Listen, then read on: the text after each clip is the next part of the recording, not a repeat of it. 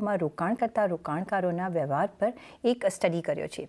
સેબીની study મુજબ ગુજરાતીઓ આઈપીઓમાં રોકાણ કરવામાં અવ્વલ નંબરે છે. શું છે સમગ્ર વિગત જાણીએ મારા સહયોગી નીરજ કંસારા પાસેથી. જી નીરજ, જણાવો કે સેબીની સ્ટડીમાં શું બહાર આવ્યું છે, મુખ્ય તારણો સાથે આવ્યા છે, કઈ રીતના તમે ગુજરાતીઓના અવ્વલ નંબર પર જોઈ રહ્યા છો આઈપીઓ મામલે?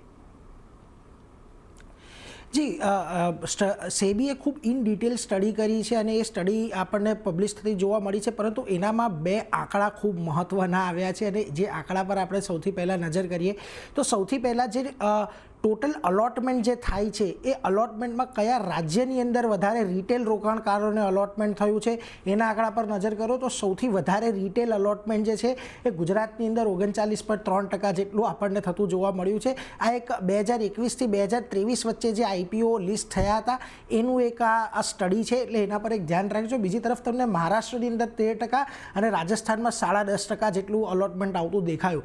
પરંતુ ખાસ કરીને માત્ર રિટેલ રોકાણકારો નહીં, જે એચએનઆઈ રોકાણકારો છે એમાં પણ ગુજરાત અહીંયા ખાસ કરીને અવ્વલ નંબરે છે, કારણ કે ગુજરાતની અંદર એચએનઆઈ જે ટોટલ અલોટમેન્ટ આપણને જોવા મળ્યું આ સમયગાળા દરમિયાન તેમાંથી લગભગ 42.3% જેટલું એચએનઆઈ અલોટમેન્ટ માત્ર ને માત્ર ગુજરાત બેઝડ જે ખાતાઓ હતા એની અંદર થતું જોવા મળ્યું. જોકે આમાં પણ મહારાષ્ટ્રનો 20% અને રાજસ્થાનનો 15.5% જેટલો હિસ્સો છે, પરંતુ આ રિટેલ રોકાણકારો એટલે કે આઈપીઓમાં જે રોકાણ કરનારા છે એમાં ગુજરાતીઓ અવ્વલ છે એ ચોક્કસથી આપણે આ આંકડાથી કહી શકીએ. પરંતુ એક વખત ખાસ આ જે રોકાણકારોની બિહેવિયર છે એના પર પણ નજર કરવા જેવું છે, કારણ કે જુઓ અહીંયાથી સેબી એવું કહી રહ્યું છે કે લગભગ એક સપ્તાહમાં જે રોકાણકારો છે આઈપીઓનો તે 54% જેટલા વેલ્યુ જો મળી જાય શેરની તો એ લોકો વેચી નાખે છે, એટલે બહુ વધારે લાંબો સમય હોલ્ડ નથી કરતા જો પ્રોફિટ આવી જાય છે તો. હવે સેબીની સ્ટડીમાં આ તારણ આવ્યું છે ને સેબીએ લગભગ એપ્રિલ 2021થી ડિસેમ્બર 2023 વચ્ચે આ સ્ટડી કરી હતી અને 144 જે મેઇન બોર્ડ પર આઈપીઓ લિસ્ટ થયા હતા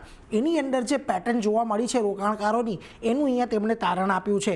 હવે એમને એવું પણ કહેવું છે કે આઈપીઓ રોકાણકારો એક વર્ષની અંદર જો 70% જેટલી વેલ્યુ આવી જાય છે તો એવો એક્ઝિટ થઈ જાય છે અને જે શેરની પહેલાં વેલ્યુ વધી જાય છે એમાંથી પહેલાં એક્ઝિટ થઈ જાય છે અને જો કોઈ શેરની વેલ્યુ ઓછી રહે છે, નથી વધતી, તો એવું નથી કે એ લોકો એક્ઝિટ થઈ જાય છે, એને પણ એવો હોલ્ડ કરીને રાખે છે. એટલે મેચ્યોરિટી અહીંયા આપણને આઈપીઓના રોકાણકારો થોડા ઘણા દર્શાવે છે. જોકે આની બીજી એક સ્ટડીની જે ડિટેલ સામે આવી રહી છે એમાં કે આઈપીઓ રિટર્ન જો 20%થી વધુ હોય તો એક સપ્તાહની અંદર જ લગભગ 67.6% શેર તેઓ વેચી નાખે છે. એટલે 20% જેટલી જો એક સારું લિસ્ટિંગ ગેઇન એમને મળી જાય છે અગર એકાદ અઠવાડિયાની અંદર તો તરત તેઓ વેચી નાખતા હોય છે.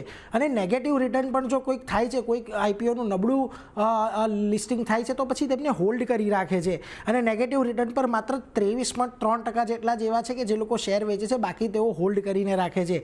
અને ખાસ કરીને જે મ્યુચ્યુઅલ ફંડ છે તે આઈપીઓની અંદર એક લાંબા ગાળાનું રોકાણ કરતા હોય છે, પરંતુ બેંક જે છે એ જલ્દી શેર વેચી નાખતા હોય છે. મ્યુચ્યુઅલ ફંડ એક સપ્તાહમાં લગભગ 3.3% જેટલા શેર વેચે છે, જેની સામે બેંકો જે છે એક સપ્તાહમાં લગભગ 80% જેટલા શેર વેચી નાખે છે. એટલે એક બહુ ઇન્ટરેસ્ટિંગ સ્ટડી આપણને સામે આવતી જોવા મળી રહી છે કે રિટેલ રોકાણકારો આટલી બધી જે આઈપીઓ ફ્રેન્ઝી માર્કેટની અંદર ચાલી રહી છે તેને કઈ રીતે અપ્રોચ કરી રહ્યા છે. પરંતુ આની અંદરથી એક મૂળ મુદ્દો તો આપણે એ જ કાઢવા જેવો છે કે ગુજરાતીઓને આઈપીઓની અંદર વધારે પડતું અલોટમેન્ટ મળે છે અને ગુજરાતીઓ વધારે પડતા રોકાણ કરવામાં અવ્વલ પણ છે.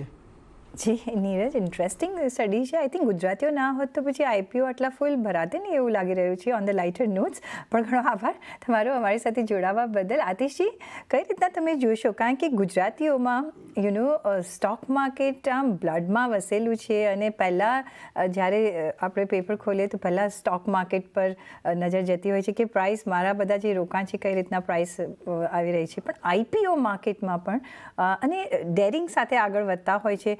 કઈ રીતના તમે જોશો જે સેબીનું સ્ટડી આવ્યું છે, કઈ રીતના તમે જોઈ રહ્યા છો?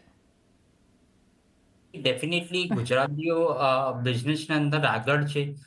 માર્કેટ ઓપોર્ચ્યુનિટી જ્યાં દેખાય છે ત્યાં ઇન્વેસ્ટ બી કરે છે. તો આઈ થિંક આપણે ઇન્વેસ્ટર્સ બી જોઈશું તો ગુજરાતીઓની સંખ્યા ઇન્વેસ્ટર્સમાં બી વધારે હોય છે.